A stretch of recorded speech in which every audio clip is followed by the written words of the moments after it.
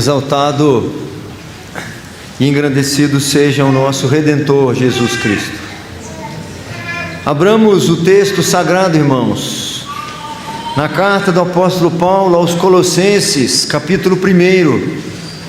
Como sempre eu faço, orientando os irmãos que esse texto da mensagem nós não projetamos aqui na tela, para que os irmãos não percam o hábito de abrir o texto sagrado, de manusear as escrituras. Colossenses capítulo 1.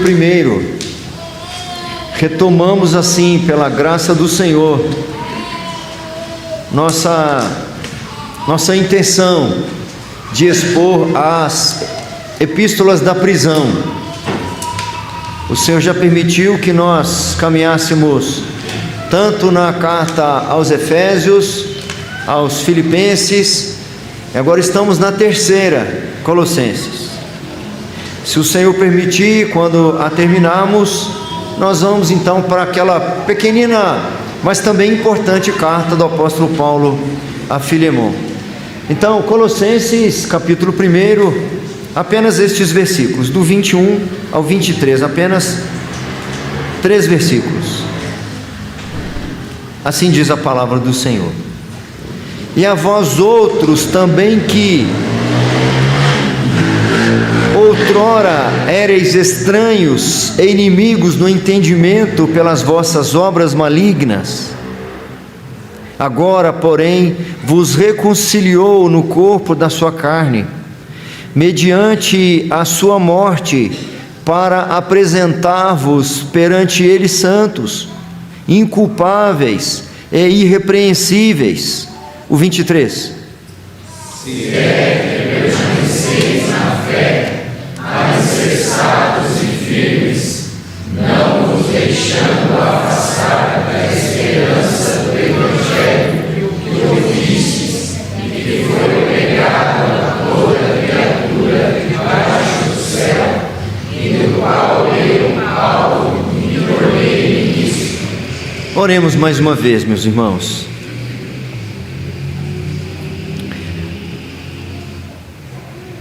Não a nós, Senhor, não a nós, mas ao Teu nome da glória. Esse é o propósito de termos sido criados. Esta é a razão por termos sido comprados por preço altíssimo naquela cruz. Que diminuamos agora ante a Tua soberania, grandeza, majestade e glória.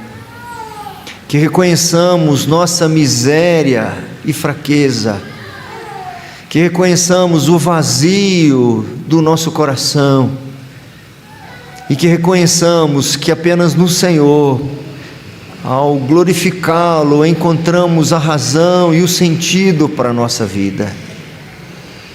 Em nome de Jesus, pelo sacrifício substitutivo daquele inocente em nosso lugar, por sua obediência irrestrita e cabal, pelo cumprimento pleno das exigências da aliança, no nome santo do nosso Redentor Jesus Cristo, nós imploramos o Teu favor nesta hora, Senhor. Ilumine nossa mente e nosso coração, que Teu Espírito Santo, que inspirou o texto sagrado, traduza-o para os nossos ouvidos débeis, que abra a nossa compreensão limitada e que prepare o nosso coração, tantas vezes endurecido, para receber da boa nova, da graça do Evangelho de Jesus Cristo. É no nome santo e precioso de Jesus que oramos. Amém. Um assunto muito caro, extremamente relevante para o apóstolo Paulo, meus irmãos, em suas cartas. Um dos assuntos centrais do apóstolo Paulo é o Evangelho. Ele fundamenta toda a sua fé no Evangelho. Ele declara a sua relação com o Evangelho. Quando escreve aos Romanos, já no início da carta, ele diz: pois não me envergonho do Evangelho, porque é o poder de Deus para a salvação. A relação que ele tinha com o Evangelho era uma relação estreita, não era uma relação de vergonha. Ele não se intimidava, meus irmãos, atentem-se para isto. Ele não se intimidava pela aparente fragilidade da mensagem que ele carregava. Aquela mensagem aparentemente frágil, que beirava a loucura para os que se perdem, o apóstolo Paulo a tinha como o poder de Deus. Ele reconheceu o Evangelho dessa forma. Ele também demonstra sua grande disposição em anunciar o Evangelho. Quando nós lemos o registro de Lucas, lá em Atos, quando o apóstolo Paulo está caminhando para o fim do seu ministério, ele está encerrando a sua terceira viagem missionária. De Mileto ele vai para Jerusalém, e ele é preso em Jerusalém, certo? Culminando então depois com a sua morte. Quando ele está lá em Mileto, finalizando a sua terceira viagem missionária, ele manda chamar os presbíteros de Éfeso, da cidade vizinha. E aí ele discorre com esses irmãos da seguinte maneira: de Mileto mandou a Éfeso chamar os presbíteros da igreja, e quando se encontraram com ele, disse-lhes: vós bem sabeis como foi que me conduzi entre vós em todo o tempo, desde o primeiro dia em que entrei na Ásia, servindo ao Senhor com toda a humildade, lágrimas e provações que pelas ciladas dos judeus me sobrevieram, jamais deixando de vos anunciar coisa alguma proveitosa e de vô-la ensinar publicamente e também de casa em casa, testificando tanto a judeus como a gregos o arrependimento para com Deus e a fé em nosso Senhor Jesus Cristo. Sua vida era pautada dessa forma. Ele chama os presbíteros de Éfeso, e antes de dar as exortações, palavras duras que ele vai dizer para os presbíteros, que precisarão atentar-se por si mesmos e pelo rebanho que o Senhor os constituiu presbíteros, porque depois da sua partida, da partida de Paulo, lobos vorazes adentrariam, não poupando o rebanho. Então, antes de dar palavras duras, como por exemplo dizer que eles não mais veriam seu rosto, Paulo então chama a atenção para que eles relembrassem como que o apóstolo Paulo pautou a sua vida, não deixando de vos anunciar o que? O Evangelho, tanto a judeus como a gregos, o arrependimento para com Deus e a fé em nosso Senhor Jesus Cristo. Esta relação que ele tinha com o Evangelho. Nessa mesma passagem de Atos, no capítulo 20, ele resume a importância da sua vida, no cumprimento de sua missão, que era pregar o Evangelho. Ele resume: a minha vida só tem uma relevância. Citando o próprio apóstolo Paulo, ele diz: porém em nada considero a vida preciosa para mim mesmo, contanto que complete a minha carreira e o ministério que recebi do Senhor Jesus, para testemunhar o Evangelho na graça de Deus. O Evangelho de Jesus Cristo era o fundamento da fé do apóstolo Paulo, era o assunto das suas epístolas, era a base da sua teologia, era o argumento dos seus debates, era a convicção da sua própria vida. Aos Coríntios ele afirma que é sua obrigação, que ele não está fazendo favor ao anunciar o Evangelho e ao procurar viver de acordo com o Evangelho. Aos Coríntios ele diz: se anuncio o Evangelho, não tenho de que me gloriar, pois sobre mim pesa essa obrigação, porque ai de mim se não pregar o Evangelho. Esse Evangelho, além de poderoso para salvar os perversos, ou o mais perverso dos homens, era também suficientemente poderoso para manter os salvos no caminho da salvação. Esse evangelho não era só poderoso, repetindo, para salvar os incrédulos, para transformar os corações endurecidos dos que vivem lá no mundo, mas esse evangelho também era suficientemente poderoso para manter firmes aqueles que já tinham sido alcançados pelo evangelho. O evangelho tem a ver com o começo da vida cristã e com toda a continuidade da vida cristã. Aqui aos Colossenses, apenas nesse capítulo 1, meus irmãos, apenas nesses 23 versículos iniciais, o apóstolo Paulo o menciona de forma explícita, pelo menos por 2 vezes, e de forma implícita está no que ele descreve na carta. De forma implícita, nós encontramos, por exemplo, ele dizendo aqui no versículo 13: Ele nos libertou do império das trevas e nos transportou para o reino do Filho do seu amor. E quando você vai lendo a sequência, é o evangelho que ele está contando. É a mensagem da salvação na cruz. Mas de forma explícita, ele menciona a palavra evangelho ao menos 2 vezes. Na primeira vez, a partir do versículo 3, ele diz assim: damos sempre graças a Deus, Pai de nosso Senhor Jesus Cristo, quando oramos por vós, desde que ouvimos da vossa fé em Cristo Jesus e do amor que tendes para com todos os santos, por causa da esperança que vos está preservada nos céus, da qual antes ouvistes pela palavra da verdade do evangelho.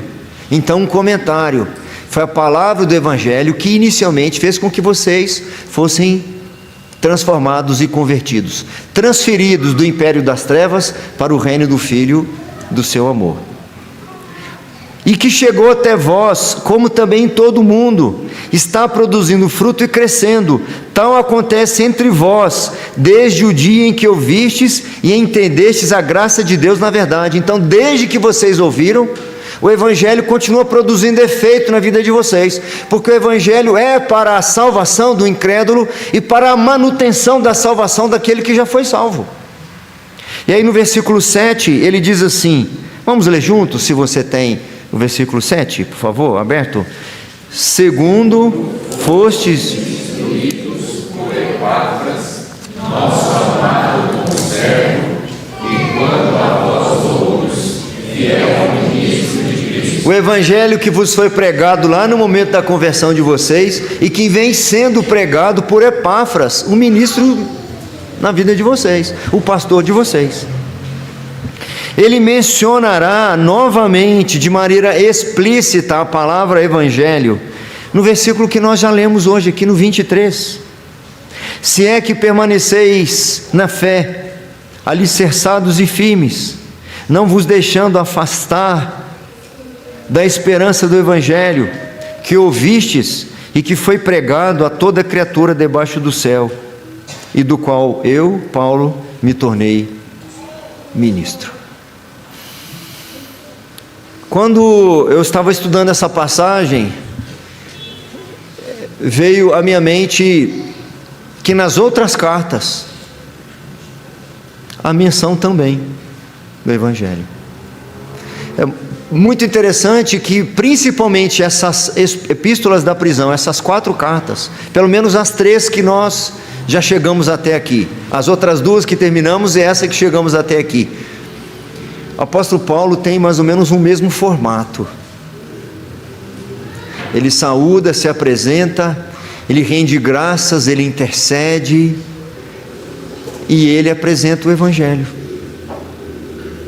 Eu até olhei o meu esboço de Efésios 2 para ver se não seria o mesmo esboço. Eu falei, é a mesma mensagem. Quem anotou lá em Efésios vai achar que eu estou repetindo, mas quando eu fui ler novamente lá o esboço e o texto, apesar do assunto ser o mesmo, há diferenças muito interessantes. Vamos para o nosso tema geral, epístolas da prisão. Agora estamos em Colossenses, o tema um pouquinho mais específico, e o tema da passagem de hoje Verdades reveladoras do Evangelho. Eu não tive como fugir, é o mesmo tema que eu dei lá no capítulo 2, aos Efésios. Mas os argumentos aqui, eles são diferentes. Verdades reveladoras do Evangelho. Por que o Evangelho era tão relevante para o apóstolo Paulo? Por que era aquilo que fundamentava a sua fé, que regia a sua vida?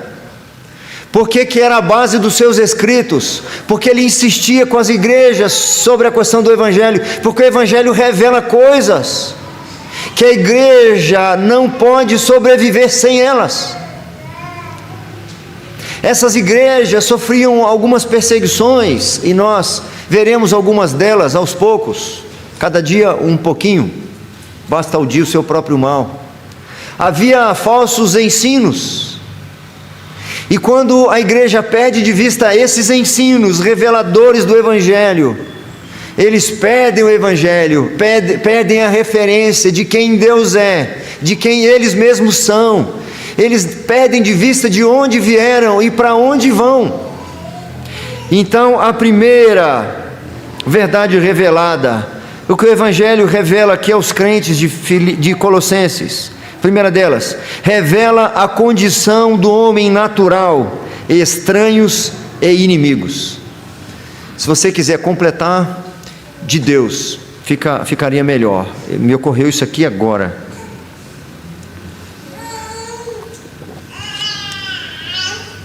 Revela a condição do homem natural, estranhos e inimigos. O Evangelho revela uma natureza que, pelo próprio nome, está tão arraigada no ser humano que ele não percebe. E mesmo depois de convertido, há um mal que continua habitando no ser humano, que dentre outras coisas pode lhe cegar o entendimento e ele perder de vista quem ele é. É por isso que Paulo fala aos crentes, por exemplo, de Éfeso, eram crentes, eram salvos, ele diz: não se esqueçam, Ele vos deu vida estando vós mortos nos vossos delitos e pecados. Lembrem-se de onde vocês vieram, quem vocês eram, qual é a natureza de vocês. Estavam mortos nos vossos delitos e pecados, nos quais andastes outrora, segundo o curso deste mundo. É assim que vocês viviam. A mentalidade de vocês, o pensamento de vocês era norteado pelo mundo. Vocês concordavam com aquilo que o mundo concordava. Vocês avaliavam bom com aquilo que o mundo avaliava bom. Vocês não tinham critérios bíblicos, critérios vivos para combater o que vocês bebiam. Vocês bebiam de fontes podres e achavam que estavam bem. O apóstolo Paulo repete isso aqui: e a vós outros também, que outrora ereis estranhos e inimigos no entendimento pelas vossas obras malignas. Não tem aqui desvio, meus irmãos, não tem atalho. O Evangelho precisa apresentar a realidade da condição do ser humano para os ímpios e também para os crentes. Porque os ímpios não têm noção de onde estão, e os crentes podem perder de vista de onde vieram, e cometer aqueles pecados que outrora acometeram Adão e Eva, e que vem percorrendo a história. Correu o risco de dar vazão àquele desejo de autossuficiência. A gente pode em algum momento achar que tem algum valor, e que a gente faz alguma coisa, e consegue alguma coisa, e pode alguma coisa, e merece alguma coisa. Nós temos muitas reivindicações a fazer, porque nós temos muitos direitos, nós temos muitos dissabores quanto às faltas dos outros, mas nos esquecemos quem nós somos.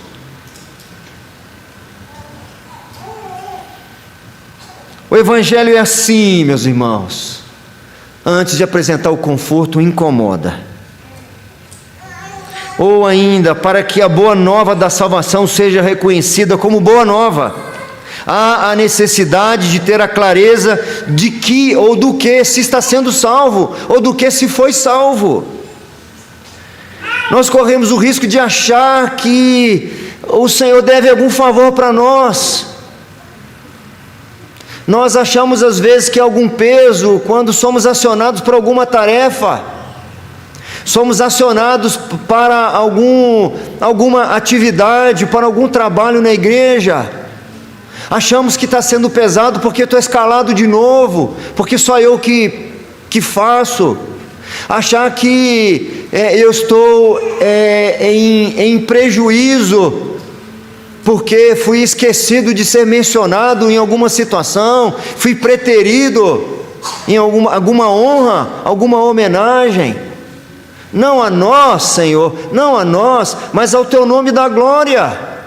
Mas meu coração insiste em querer usurpar a glória do Senhor, e o Evangelho revela isso para nós. Vocês estavam mortos nos vossos delitos e pecados, nos quais andastes outrora, segundo o curso deste mundo, segundo o príncipe da potestade do ar, daquele que ainda atua nos filhos da desobediência, e éramos todos por natureza, filhos da ira, como também os demais. As expressões aqui são: éreis estranhos. Meus irmãos, não é só uma questão de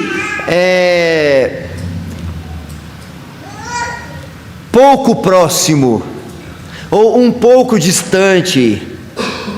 Estranho aqui tem a ver com não ter a menor noção. Estranhos aqui tem a ver com aquilo que Jesus vai dizer quando da sua volta para alguns estranhos: nunca vos conheci. Por quê? Porque são estranhos. Apartai-vos de mim, vós os que praticais a iniquidade. Vocês eram esses. Era isso que vocês ouviriam quando da volta do nosso Redentor. É isso que vocês ouviriam. E ele continua: inimigos. Nosso Senhor vai dizer isso no registro de Mateus, por exemplo. Ele diz: quem não é por mim, é contra mim. Quem comigo não ajunta, espalha. O Evangelho revela para nós não só a natureza do homem caído, mas aquela natureza que insiste em reviver em nós. E nós encontramos nas próprias cartas do apóstolo Paulo o risco que as igrejas tinham de não se despir do velho homem e de não se revestir do novo homem, de querer andar com a roupa nova, com a roupa velha por dentro, de querer maquiar-nos na honra ao Senhor, mas com corações podres. Para manterem-se firmes na fé, precisavam trilhar pelos caminhos da verdade do Evangelho. Não é possível ser transferido do império das trevas para o reino do Filho do seu amor, e também não é possível manter-se nesse caminho distante do Evangelho, ou à parte do Evangelho. Não adianta chegar naquele dia e dizer: Senhor, mas eu não faltei um culto por 48 anos, 6 meses e 15 dias. E daí? Não adiantará dizer: Senhor, dei ofertas vultuosas. Não vai adiantar. Senhor, em teu nome expelimos demônios. Não vai adiantar. Aqueles que são estranhos serão colocados à esquerda, diz o texto. Segunda verdade que o Evangelho revela para nós: revela o meio da salvação de Deus, graça pelos méritos de Cristo. Um erro aqui chama outro, meus irmãos. Revela o meio da salvação de Deus. 2 pontos: graça pelos méritos de Cristo. Um equívoco chama outro, e nesse caso aqui o primeiro abismo inevitavelmente leva ao segundo. se eu não reconheço quem eu sou, se eu não reconheço de onde eu vim, se eu não reconheço a morte que assolava a minha vida, o destino perverso da minha alma, eu não vou reconhecer também que a minha salvação depende única e exclusivamente da graça pelos méritos de Cristo Jesus, o meu Redentor. No início do versículo 22, o apóstolo Paulo diz assim, na parte A do versículo: agora porém, ou seja, eram estranhos, inimigos, mas agora porém vos reconciliou no corpo da sua carne, mediante sua morte. Meus irmãos, o apóstolo Paulo acabara de dizer, no comecinho da carta, que recebeu notícias alvissareiras, notícias boas, agradáveis, daquela igreja. Aquela igreja estava andando muito bem, com a sua fé firme em Jesus Cristo. Olha aí o versículo 4, vamos ler juntos o versículo 4, se você tem aberto, por favor. Desde que ouvimos da vossa fé em Cristo Jesus e no amor que tendes para com todos os santos. Aqui já constam duas virtudes preciosas. Eu ouvi da vossa fé, recebi notícias da fé em Cristo Jesus, do amor que vocês têm uns para com os outros.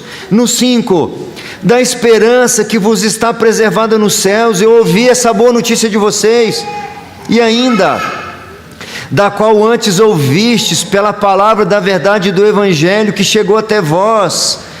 Paulo rende graças ao Senhor, porque essas benesses eram vistas naquela igreja, e imediatamente ele está recontando o Evangelho para eles.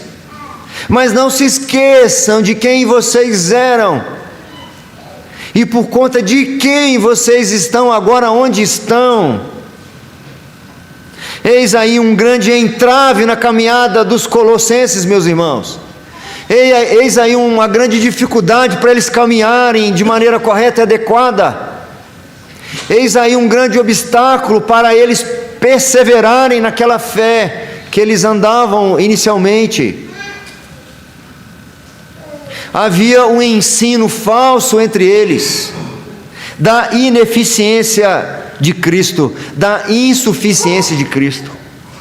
Começava a se ensinar entre eles que era necessário alguma coisa a mais do que Cristo. Eram instruídos a apelar para os anjos, ou para obras e méritos. E eis um grande entrave para qualquer crente, em qualquer igreja e em qualquer época. Nós temos a tendência de achar que precisamos fazer alguma coisa para sermos aceitos pelo Senhor. Nós veremos no último ponto, no próximo ponto, que há um propósito nessa salvação, e que inclui nossas obras, que inclui nossas atitudes, mas elas não são nada para a nossa salvação.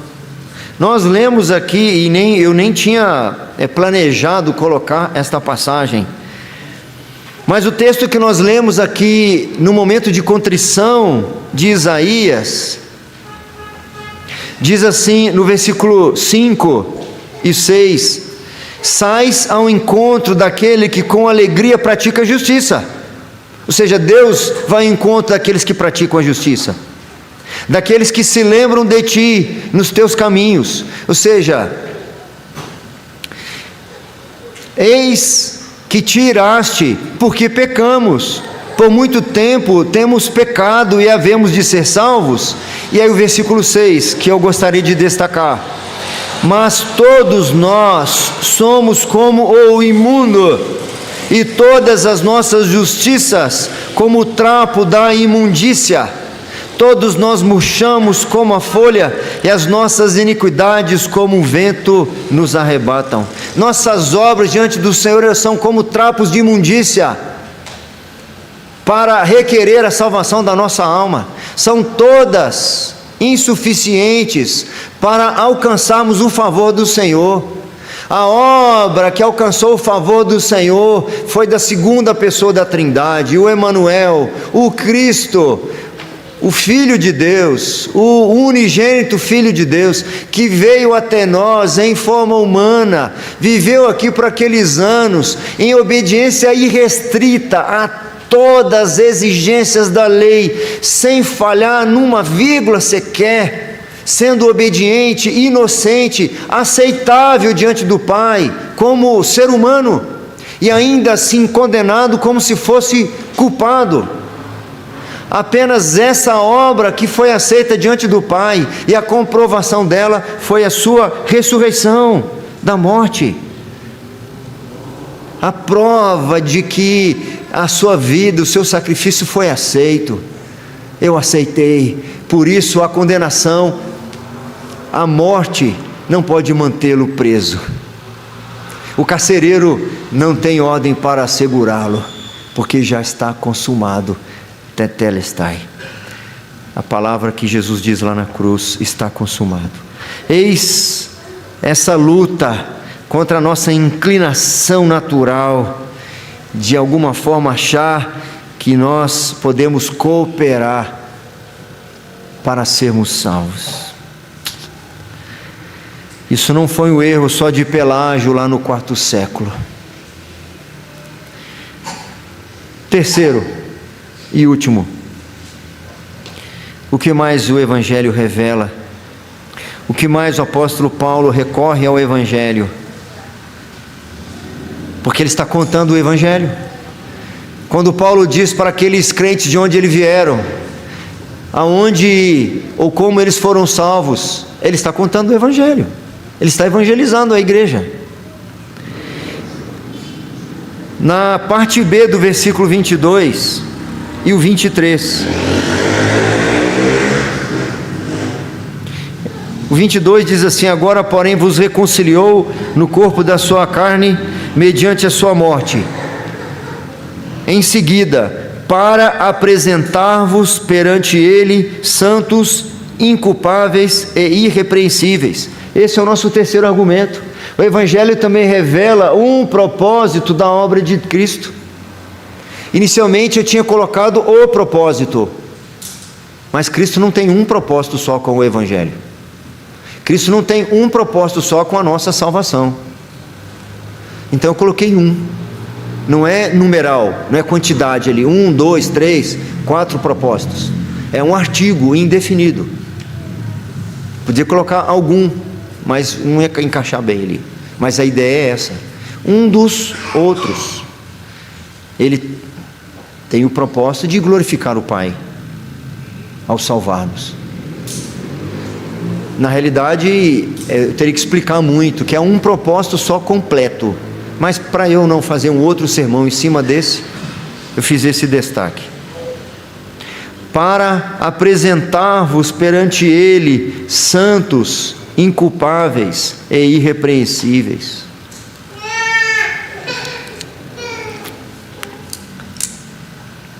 Cristo reconciliou esses irmãos no corpo da sua carne, mediante a sua morte, para apresentá-los santos. Significa limpos de todo o pecado, separados inteiramente para Deus e seu serviço. Nós precisamos ter uma visão um pouco mais clara do que significa esta obra de Cristo em nós. Porque a gente pode ter uma ideia meio romanceada de como que se torna puro sem confronto, sem correção, sem disciplina. Não é possível.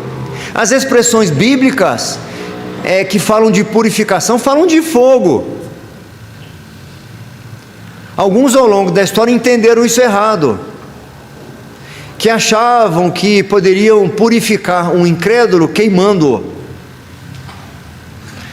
É por isso que o pré-reformador foi desenterrado para ser queimado. Não era simplesmente por maldade. Quem fez isso achou que era uma maneira de purificar sua alma. Entendiu de maneira literal, de queimar mesmo. Mas a Escritura fala sobre nos acrisolar, nos purificar como se acrisola a prata, sobre nos purificar como ouro.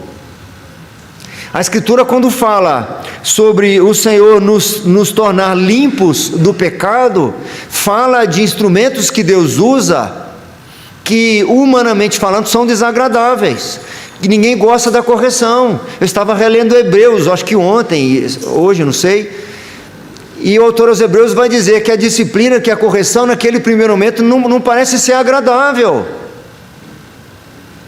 É preciso ter essa dimensão clara de que tornar-nos santos significa muitas e muitas vezes nos confrontar com os nossos pecados, nos desafiar mesmo, nos disciplinar. E a disciplina do Senhor, ela é doce e agradável, ainda que no primeiro momento seja muito dolorosa. As reprimendas do Senhor são essenciais para nós, e nós queremos fugir delas, mas queremos ao mesmo tempo ser esses que serão apresentados santos, mas não queremos os meios que o Senhor muitas vezes utiliza para nos tornar santos. Davi, depois de ter clareza com isso, ele sentia prazer nisso, tanto que no Salmo ele pede ao Senhor: purifica-me com hisopo e ficarei mais alvo do que a neve. Eu acho que é isso mesmo. É isso? É isso, né? E ficarei limpo. Lava-me e ficarei mais alvo do que a neve. Hisopo, um dia eu fui olhar o que era. É uma espécie de bucha. Quer ser apresentado pelo Senhor santo naquele dia? Não fuja da correção, não fuja da disciplina, não fuja dos tratamentos do Senhor, não fuja das desonras que o Senhor preparou para você.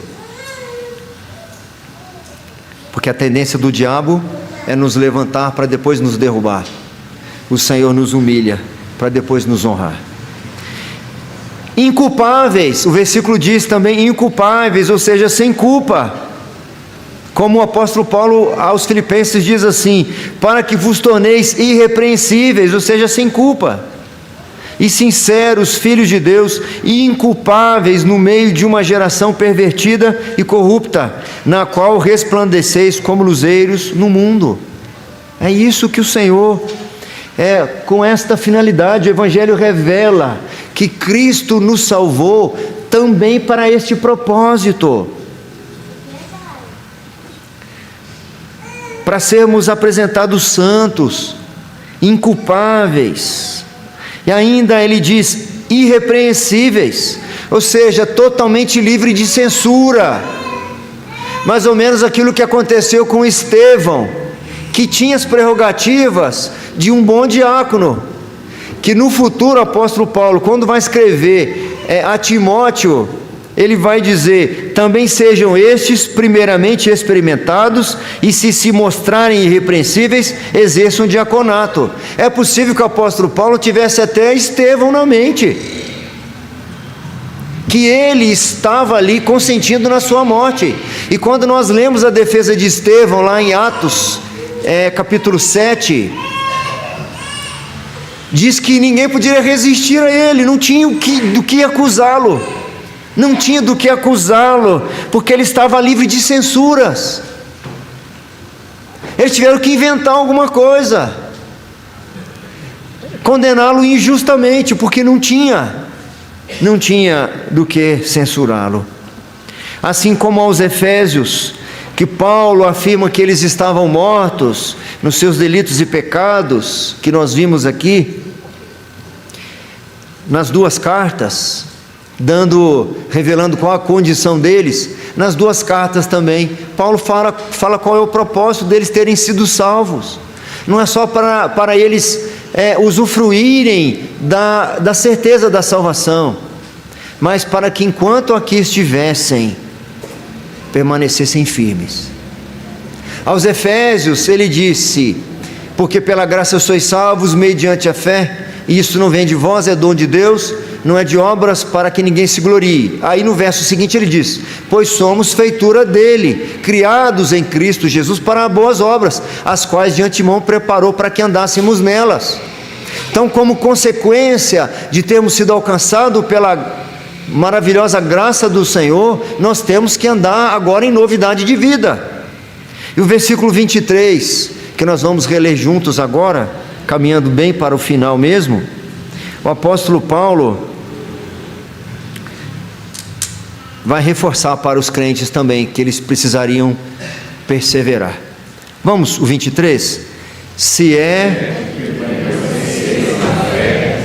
alicerçados e firmes, não nos deixando afastar da esperança do Evangelho que ouvistes e que foi pregado a toda criatura debaixo do céu, e do qual eu, Paulo, ignorei nisso. Tem o ponto 4 que eu esqueci, que eu estava esquecendo. Tem um 4 ali, ó, que é desse versículo que nós lemos. O Evangelho também revela a perseverança dos crentes como prova da genuína fé.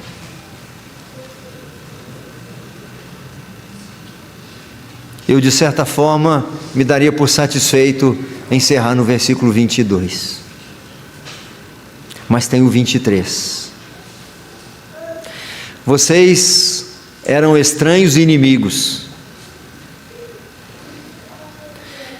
mas o Senhor vos reconciliou no corpo da sua carne mediante a sua morte, para apresentar vocês dessa forma, santos, inculpáveis e irrepreensíveis. Aí ele vai colocar agora uma condição. Ao falar da gloriosa apresentação que Cristo fará naquele dia, do seu povo, santo, irrepreensível, Paulo entende que é necessário preencher uma condição.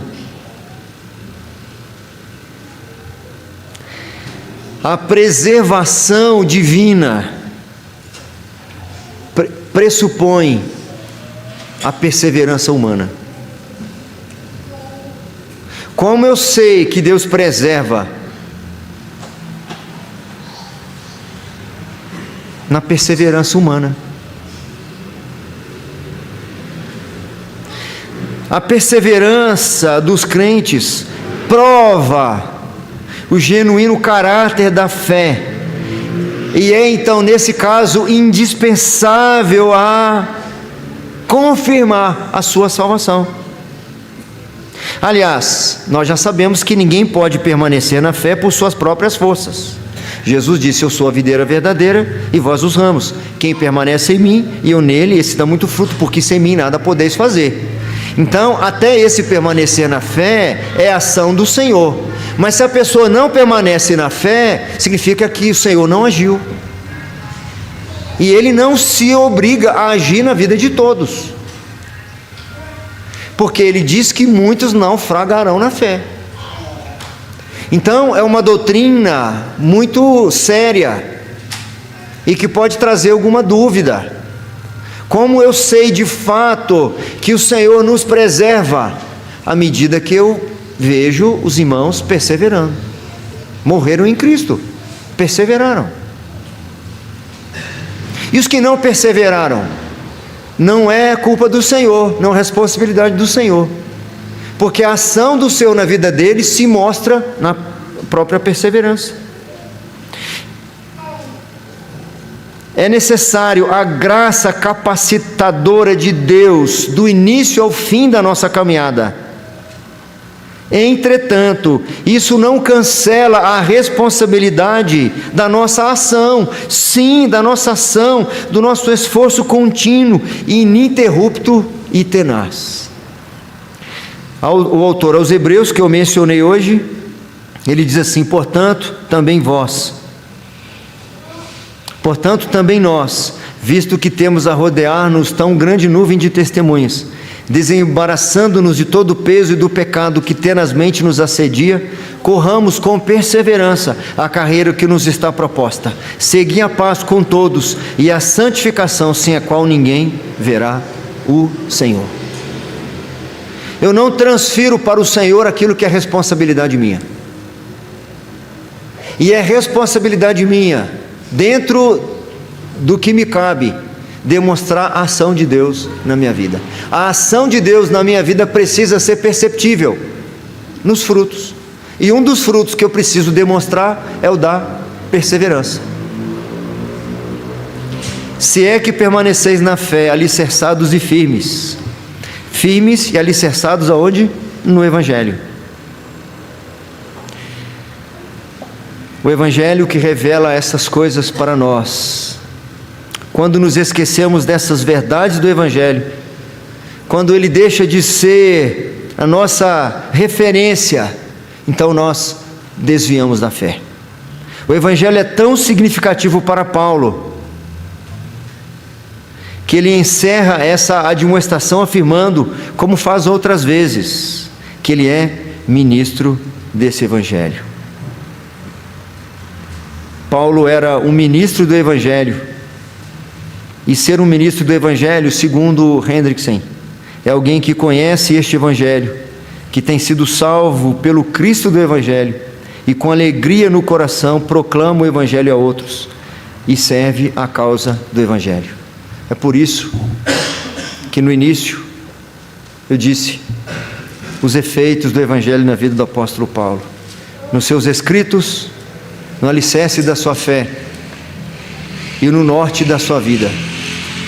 Ele não tinha o assunto mais importante, ele não tinha nada mais relevante, ele não tinha referência mais importante do que o Evangelho de Jesus Cristo. Que o Senhor tenha misericórdia de nós.